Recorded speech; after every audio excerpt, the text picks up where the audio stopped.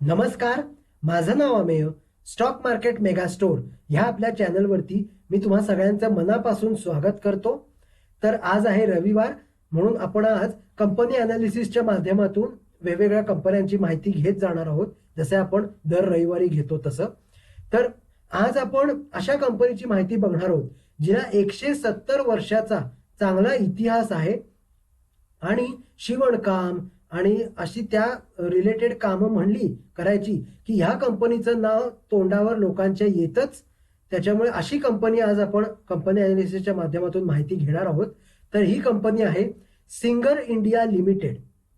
ही company म्हणलं तसं खूप फेमस ब्रँड आहे आणि शिवणकाम म्हणलं की लोकांच्या आपसूक सिंगर इंडिया असा विचार येतोच मनात आणि लोक बोलूनही जातात. तर ह्या कंपनीची आज आपण माहिती घेऊया.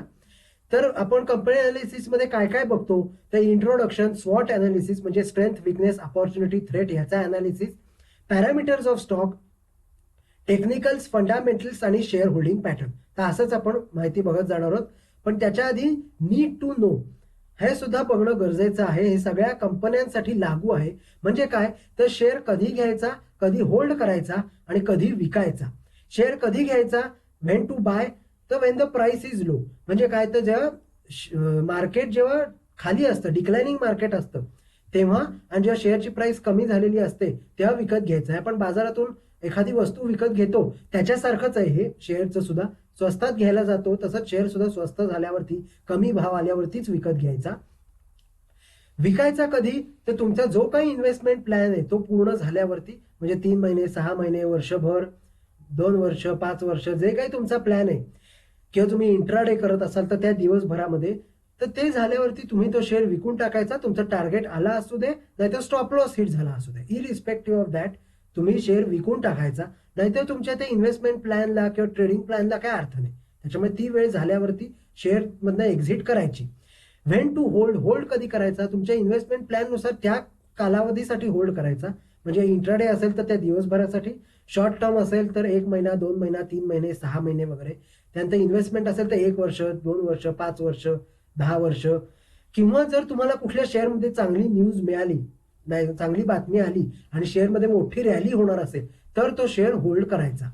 आता आपण पुढे जाऊया. कंपनीची आपण इंट्रोडक्शन मध्ये कंपनीबद्दल जाणून घेऊया. कंपनी आहे singer India limited, public limited company आहे. शेअर बाजारात ज्या कंपन्या लिस्टेड असतात त्या सगळ्या पब्लिक लिमिटेड असतात आणि ज्या शेअर बाजारात लिस्टेड नसतात त्या कंपन्या प्रायव्हेट लिमिटेड असतात. ही कंपनी 1851 1851 मध्ये स्थापन झाली अमेरिकेमध्ये. सिंगर सुईंग मशीन कंपनी असं म्हणून या कंपनीची स्थापना झाली आणि 1871 मध्ये 1871 मध्ये ह्या कंपनीने भारतामध्ये आपला कारोबार चालू केला. त्यानंतर Indian sewing machine company limited हे अक्वायर केलं 1977 मध्ये आणि नंतर या कंपनीचं नाव बदलून सिंगर इंडिया असं करण्यात आलं. ह्याच्यामधले की पर्सन म्हणजे या कंपनीचे संस्थापक, या कंपनीचे फाउंडर होते आयझॅक एम सिंगर, म्हणून या कंपनीचं नाव सिंगर इंडिया. ह्या कंपनीचे सध्याचे एमडी किंवा अध्यक्ष म्हणजे करंट सीईओ अँड एमडी आहेत राजीव बजाज, आणि हे मोठं नाव आहे, प्रसिद्ध आहेत हे. त्याच्यामुळे कंपनीचे प्रमोटर चांगले आहेत हे याच्यातून लक्षात येतं. त्याच्यामुळे कंपनीसाठी ही चांगली गोष्ट आहे. मॅन्युफॅक्चरिंग इंडस्ट्री मधली कंपनी आहे आणि याचे हेडक्वार्टर्स आहेत नवी दिल्ली इथे. सर्स म्हणजे बऱ्याच देशांमध्ये ह्या कंपनीचा प्रेझेन्स आहे. एमएनसी कंपनी आहे, मल्टीनॅशनल, ISO सर्टिफाईड कंपनी आहे आणि या कंपनीचे प्रोडक्ट्स आहेत सुईंग मशीन आणि होम अप्लायन्सेस. त्यानंतर ह्या कंपनीचं एक नोटवर्दी प्रोडक्ट जे जगविख्यात झालं, फेमस झालं, ते आहे इंडियाज फर्स्ट झिगझॅग मशीन. हे खूप फेमस झालं आणि त्याच्यामुळे कंपनीला खूप प्रसिद्धी मिळाली. तर ही होती कंपनीची इंट्रोडक्शन. आता आपण पुढे जाऊया.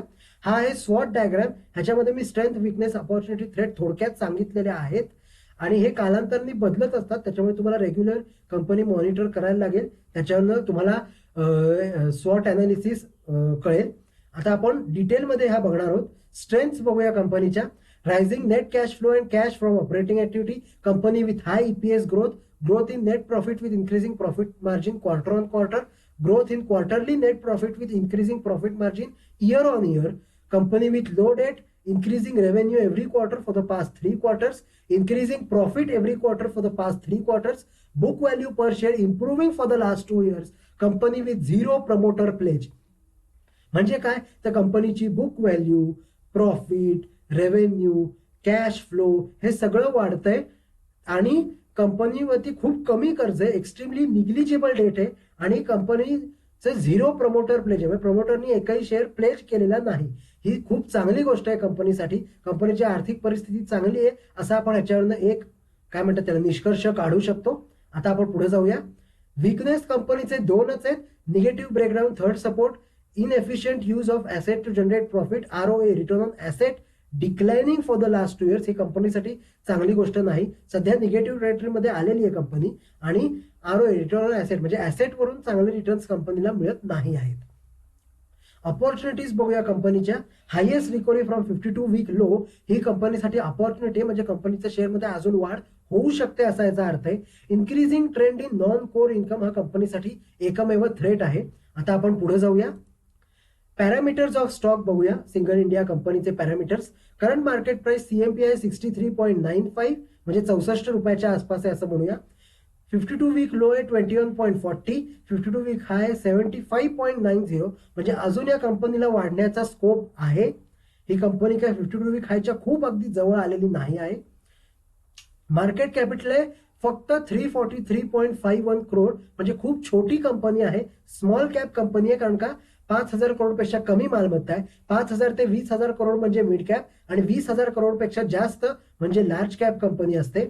डिव्हिडंड 50% डिव्हिडंड देते कंपनी. फेस व्हॅल्यू आहे 2 रुपये म्हणजे 2 रुपये फेस व्हॅल्यूला कंपनी 1 रुपया डिव्हिडंड देते आणि एवढी छोटी कंपनी असून सुद्धा डिव्हिडंड देते ही चांगली गोष्ट आहे. अर्निंग पर शेअर आहे 1.49, थोडं कमी आहे पण अजून वाढायला काही हरकत नाही. पण छोटी कंपनी असल्यामुळे कदाचित कमी असू शकतं पण अजून वाढायला काही हरकत नाही. पी रेशो 42.92 आणि इंडस्ट्री पी 40.60 त्याच्यामुळे थोडासा ओव्हर व्हॅल्यूच्या दिशेने हा स्टॉक चाललेला आहे कारण का कंपनीचा पी रेशो इंडस्ट्री पी पेक्षा जास्त आहे पण खूप अगदी ओव्हर व्हॅल्यू पण नाही आहे कारण का जस्ट पी रेशो क्रॉस करून थोडासा वर गेलेला आहे. बुक व्हॅल्यू आहे 11.99 म्हणजे 12 धरा, खूप कमी आहे बुक व्हॅल्यू माझं ओपिनियन आहे. थोडी अजून वाढायला काय हरकत नाही. त्यानंतर प्राइस टू बुक रेशो 5.33 आहे जो खूप जास्त आहे. एवढा जास्त प्राइस टू बुक रेशो असायला नाही पाहिजे. 1 किंवा 1 पेक्षा खाली असायला पाहिजे ideal price to book ratio. Beta या कंपनीचा अवेलेबल नाही आहे. डिलिव्हरेबल्स आहेत 73.12% म्हणजे अधिकतम लोक कंपनीची डिलिव्हरी घेतात आणि खूप कमी शेअर इंट्राडे वगैरे मध्ये ट्रेड होतात. ह्याच्यावरून आपण बीटाचा अंदाजा लावू शकतो की बीटा कंपनीचा कमी असणार आहे, 1 पेक्षा कमी असणार आहे आणि हा low momentum low volatility stock आहे असा याच्यातून आपण इन्फरन्स काढू शकतो. आता आपण कंपनीचे आज फंडामेंटल्स बघणार आहोत. या कंपनीचे टेक्निकल्स बद्दल अद्ययावत माहिती न मिळाल्यामुळे टेक्निकल्स आम्ही इथे दिलेले नाहीत कारण का चुकीची माहिती आम्हाला द्यायची नाही. आता आपण कंपनीचे फंडामेंटल्स बघूया. रेव्हेन्यू बघूया. सर्वात पहिले रेव्हेन्यू हा इम्पॉर्टंट पार्ट आहे कंपनीच्या फंडामेंटल अनालिसिसचा. हा अॅन्युअल डेटा आहे 5 वर्षाचा 2017 ते 2021. 2017 पासून आपण बघूया. 372, 421, 482, 451 आणि 414 2017 ते 2019 वाढलेला आहे. 2020-21 मध्ये थोडा मार्जिनल कमी झालेला आहे. हे पॅन्डेमिकचा वगैरे असर असू शकतो पण तरी ओव्हरऑल रेव्हेन्यू चांगला आहे. हा सगळा डेटा करोड रुपीज मध्ये आहे, करोड रुपयांमध्ये. ओव्हरऑल कंपनीचा रेव्हेन्यू चांगला आहे. आता पुढे जाऊया.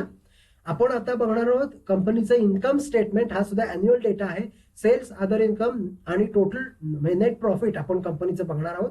सेल्स आणि रेव्हेन्यूचे व्हॅल्यू सेम आहेत. 2017 ते 19 वाढलेला आहे. 2020 आणि 21 मध्ये मार्जिनल कमी झालेला आहे. अदर इन्कम कंपनीचं बघूया. 2, 1, 1, 3 आणि 2 म्हणजे 2017 मध्ये 2 होता, 18-19 मध्ये 1 करोड, त्यानंतर 3 करोड 2020 मध्ये थोडा वाढला होता नेट अदर इन्कम आणि 2021 मध्ये 2 करोड आहे. त्याच्यामुळे ठीक आहे नेट इन्कम, खूप काही जास्त नाहीये अदर इन्कम. आता नेट प्रॉफिट बघूया. 8 करोडला कॉन्स्टंट आहे 2017-18 मध्ये. 19 मध्ये 9 करोड, त्यानंतर 8 करोड परत आलेला आहे 2020 मध्ये आणि 2021 मध्ये 10 करोड आहे. चांगला नेट प्रॉफिट आहे. कंपनी प्रॉफिट मध्ये ही चांगली गोष्ट आहे. बाकीच्या कॅटेगरी तुम्हाला अशाच अनालाइज करायच्या आहेत. सगळ्या कॅटेगरी अनालाइज करणं गरजेचं आहे. फक्त मी सांगितलं तेवढ्या कॅटेगरी अनालाइज करून कंपनी अनालिसिस होत नाही. सगळ्या कॅटेगरी बघणं अत्यंत गरजेचं आहे. आता आपण पुढे जाऊया, बॅलन्स शीट बघूया कंपनीची. हा सुद्धा एक खूप महत्वाचा भाग आहे कंपनी अनालिसिस मधला, फंडामेंटल अनालिसिस मधला. ह्याच्यामध्ये आपण share capital, reserve and surplus, current liabilities आणि करंट ऍसेट्स हे आपण बघणार आहोत. त्यात शेअर कॅपिटल बघूया, 10 crore कॉन्स्टंट आहे. रिझर्व्ह अँड सरप्लस बघूया, 46 crore कॉन्स्टंट आहे 2017-18 मध्ये. 2019 मध्ये 48, 2020 मध्ये 53 आणि 2021 मध्ये 61. त्याच्यामुळे रिझर्व्ह अँड सरप्लस वाढतायत, ही चांगली गोष्ट आहे. कुठलीही कंपनी रिझर्व्ह अँड सरप्लस मधून बोनस आणि डिव्हिडंड देते, त्याच्यामुळे ही चांगली गोष्ट आहे. करंट लायबिलिटीज बघूया, 63, 88, 107, 101 आणि 95. म्हणजे 2017 ते 2019 करंट लायबिलिटी वाढल्या होत्या, पण 2020 आणि 21 मध्ये थोड्या थोड्या कमी झालेल्या आहेत आणि ही चांगली गोष्ट आहे कंपनीसाठी. आता आपण करंट ऍसेट्स बघणार आहोत आणि त्यानंतर कंपॅरिझन करणार आहोत करंट लायबिलिटीज आणि करंट ऍसेटचं. 99, 127, 148, 151, 155 कंटिन्युअस करंट ऍसेट वाढलेले आहेत 5 वर्षात. ही खूप चांगली गोष्ट आहे. आणि करंट ऍसेट आणि करंट लायबिलिटी तुम्ही कम्पेअर केल्यात तर current asset is greater than current liability, आणि ही चांगली गोष्ट आहे. आणि ही कंपनी कुठल्याही कंपनीसाठी आयडियल सिच्युएशन ही अशीच असावी लागते, म्हणजे current asset should be greater than current liability. बाकीच्या कॅटेगरी तुम्हाला अशाच अनालाइज करायच्या आहेत. आता आपण कंपनीचा कॅश फ्लो बघणार आहोत. कॅश फ्लो मध्ये आपण ऑपरेटिंग ऍक्टिव्हिटी, इन्व्हेस्टिंग ऍक्टिव्हिटी आणि नेट कॅश फ्लो बघणार आहोत. हा सुद्धा अॅन्युअल डेटा आहे.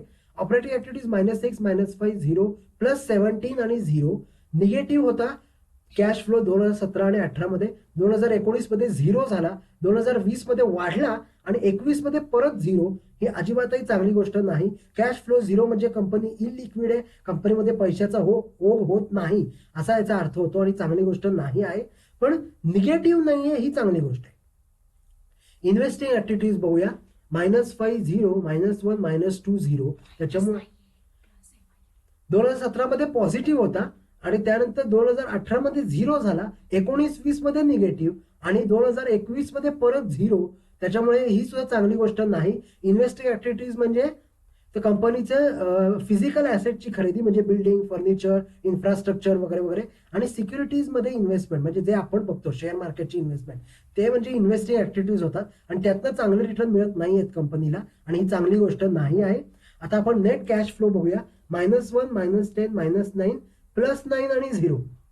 निगेटिव्ह होता 2017 ते 2019. 2020 मध्ये पॉझिटिव्ह होता, पण 2021 मध्ये 0 आहे, म्हणजे कंपनी इलिक्विड आहे आणि ही चांगली गोष्ट नाही. आता आपण पुढे जाऊया, रेशोज बघणार आहोत आपण कंपनीचे. हा सुद्धा इम्पॉर्टंट पार्ट आहे फंडामेंटल अनालिसिसचा. इथे आपण रिटर्न आणि मार्जिन रेशोज अगोदर बघणार आहोत, त्यानंतर पुढचे रेशोज बघणार आहोत. Return on net worth equity ROE बघूया, 17.01, 15.56, 15.70, 12.60, 14.70. म्हणजे थोडा कमी होत आला होता 2017 ते 2020, पण 2020च्या तुलनेत 2021 मध्ये वाढलेला आहे. त्याच्यामुळे return on net worth equity ROE या कंपनीचा चांगला आहे. ROCE बघूया, रिटर्न ऑन कॅपिटल एम्प्लॉइड 13.60, 15.20, 25.99, 22.15, 23.90. त्याच्यामुळे वाढलेला आहे आणि ही चांगली गोष्ट आहे. ROCE 24% म्हणजे खूप चांगली गोष्ट आहे, खूप चांगले रिटर्न्स आहेत कंपनीचे. रिटर्न ऑन ऍसेट्स बघूया, ROA 6.55, 6.08, 5.49, 4.84 आणि 6.25. कमी झाला होता 2017 ते 2020, पण 2020च्या तुलनेत 2021 मध्ये वाढलेला आहे, ही चांगली गोष्ट आहे. हे रेशोचा जो डेटा आहे, हे सगळे रेशो पर्सेंटेज मध्ये आहेत, हे लक्षात घ्या. आता आपण मार्जिन रेशोज बघूयात. ग्रॉस प्रॉफिट मार्जिन बघूया कंपनीचं, 3.52, 3.40, 3.49, 4.08, 5.02. थोडा कमी झाला होता मार्जिनल 2017 ते 2019 मध्ये, आणि 2020 आणि 21 मध्ये वाढलेला आहे. त्याच्यामुळे कंपनी प्रॉफिट मध्ये असायचा अर्थ होतो, त्याच्यामुळे चांगली गोष्ट आहे.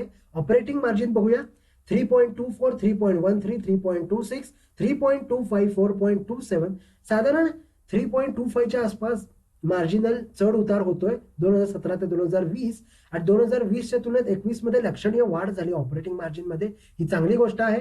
आता नेट प्रॉफिट मार्जिन बघूया, 2.16, 2.12, 1.91, 1.80, 2.56. थोडा कमी आला होता नेट प्रॉफिट मार्जिन कंपनीचा 2017 ते 2020, पण 2021 मध्ये वाढलाय, ही चांगली गोष्ट आहे. कंपनी प्रॉफिट मध्ये असायचा अर्थ होतो. पुढचे रेशोज आता आपण बघूया. पुढचे रेशोज आहेत लिव्हरेज, ग्रोथ आणि टर्न ओव्हर रेशोज. लिव्हरेज रेशोमध्ये सर्वात महत्वाचा आहे डेट टू इक्विटी रेशो. कंपनीकडे कर्ज किती आणि कर्ज फेडण्याची क्षमता कंपनीची एखाद्या हा रेशो सांगतो. डेट टू इक्विटी रेशो बघूया 0.07, 0.24, 0.38, 0.31 आणि 2021 मध्ये 0. म्हणजे कंपनीचा डेट टू इक्विटी रेशो थोडा वाढला होता 2017 ते 2019. 2020 आणि 21 मध्ये कमी आला. 2021 मध्ये आता कंपनी डेट फ्री झालेली आहे, म्हणजे कर्ज सगळं कंपनीने फेडलेलं आहे आणि कर्ज मुक्त झालेली आहे. ही खूप चांगली गोष्ट आहे कंपनीसाठी. डेट टू इक्विटी रेशो कंपनीचा 0 आहे 2021 साठी. आता आपण ग्रोथ रेशोज बघणार आहोत. CAGR compound annual growth rate इथे सेल्सचा आणि नेट प्रॉफिटचा दिलेला आहे. हा जो सगळा अॅन्युअल डेटा आहे 5 वर्षाचा. आता आपण सेल्सचा CAGR बघूया. 23.76, 21.62, 42.04, 10.02 मायनस 0.83. ही चांगली गोष्ट नाही. सेल्सचा CAGR निगेटिव्ह गेलेला आहे, म्हणजे कंपनीचे सेल्स चांगले होत नाहीयेत असा याचा अर्थ झाला आणि ही चांगली गोष्ट नाही. हा कदाचित पॅन्डेमिकचा वगैरे असर असू शकतो, पण अजून काही कारण असेल तर ते तुम्हाला फाइंड आउट करायला लागेल. आता आपण नेट प्रॉफिटचा CAGR बघूया. 7.54, 18.32, 24.44, 0.37 आणि 8.87. म्हणजे तुम्ही बघा 2017 ते 2019 वाढला होता. 2019च्या तुलनेत 2020 मध्ये बॉर्डर लाईन आली होती कंपनी, म्हणजे लॉस आणि प्रॉफिटची जी बॉर्डर आहे त्याच्यावरती आली होती. एवढा मेजर प्रॉफिट मध्ये कमी आली म्हणजे काहीतरी मेजर झालेलं आहे कंपनीमध्ये. एक तर पॅन्डेमिकचा असर तर होताच, लॉकडाऊन लागलं होतं, पण अजून काही मेजर कारण असू शकतं, ते तुम्हाला फाइंड आउट करायला लागेल. आणि 2020च्या तुलनेत 2021 मध्ये वाढलेलं आहे नेट प्रॉफिटचं CAGR. ही चांगली गोष्ट आहे. पण सेल्स निगेटिव्ह आणि हे पॉझिटिव्ह आहे, त्याच्यामुळे तुम्हाला जरा कारण काय झालंय कंपनीमध्ये जरा फाइंड आउट करावं लागेल. टर्न ओव्हर रेशोमध्ये asset inventory turn over ratio आहेत, जे कंपनीचा ऍसेट आणि इन्व्हेंटरी हे दाखवतात. आता आपण कंपनीचा शेअर होल्डिंग पॅटर्न बघणार आहोत. शेअर होल्डिंग पॅटर्न सुद्धा इम्पॉर्टंट पार्ट आहे कंपनी अनालिसिसचा. आता जो ब्लू पॅच तुम्हाला मोठा दिसतोय तो म्हणजे प्रमोटर शेअर होल्डिंग आहे. येलो पॅच जो अगदी छोटासा आहे तो DII डोमेस्टिक इन्स्टिट्यूशनल इन्व्हेस्टर्सचा स्टेक आहे. तो जो मोठा ऑरेंज पॅच आहे तो म्हणजे पब्लिक शेअर होल्डिंग, आणि जी वरती ऑरेंज आणि ब्लू पॅचच्या मध्ये जी छोटी लाईन आहे ती अदर इन्व्हेस्टर्स आहेत. प्रमोटरचा स्टेक 58.99 म्हणजे 59% आहे. हेल्दी प्रमोटर स्टेक आहे, ही चांगली गोष्ट आहे. DIIचा स्टेक डोमेस्टिक इन्स्टिट्यूशनल इन्व्हेस्टरचा स्टेक 0.88% आहे फक्त, जो खूप कमी आहे. अजून थोडा असायला काय हरकत नाही. त्यानंतर 40.12% एवढा जास्त पब्लिक स्टेक आहे, पब्लिक शेअर होल्डिंग, ही जो चांगली गोष्ट आहे. आणि अदर इन्व्हेस्टरचा 0.01% स्टेक आहे. तर हा होता कंपनीचा शेअर होल्डिंग पॅटर्न. अशा प्रकारे आपण सिंगर इंडिया ह्या कंपनीबद्दल डिटेलमध्ये माहिती घेतलेली आहे. जर तुम्हाला या माहितीचा फायदा झाला असेल तर युट्यूबच्या कमेंट बॉक्समध्ये किंवा माझ्या ईमेल आयडीवर मला लिहून अवश्य कळवा. अजून कुठल्या कंपनीची तुम्हाला माहिती हवी असेल कंपनी अनालिसिसच्या माध्यमातून तरी मला युट्यूबच्या कमेंट बॉक्समध्ये किंवा ईमेल आयडीवर लिहून कळवा. माझ्या व्हिडिओला लाईक, शेअर आणि सबस्क्राईब करा. बेल आयकॉन दाबा, ऑल नोटिफिकेशन्स ऑन करा. माझ्या व्हिडिओचे नियमित अपडेट्स तुम्हाला वेळचे मिळत राहतील. पुढच्या रविवारी आपण डाटामॅटिक्स ग्लोबल ह्या कंपनीबद्दल माहिती घेणार आहोत. मला एक रिक्वेस्ट आली होती ह्या कंपनीबद्दल व्हिडिओ करा म्हणून, त्याच्यामुळे ह्या कंपनीची माहिती आपण पुढच्या रविवारी घेणार आहोत. पण उद्यापासून आपण सोमवार ते शुक्रवार मार्केट अफेअर्स या आपल्या सत्रामध्ये रात्री मार्केट अपडेट्स घ्यायला भेटणार आहोत. आजच्या व्हिडिओमध्ये इथेच थांबूया. धन्यवाद.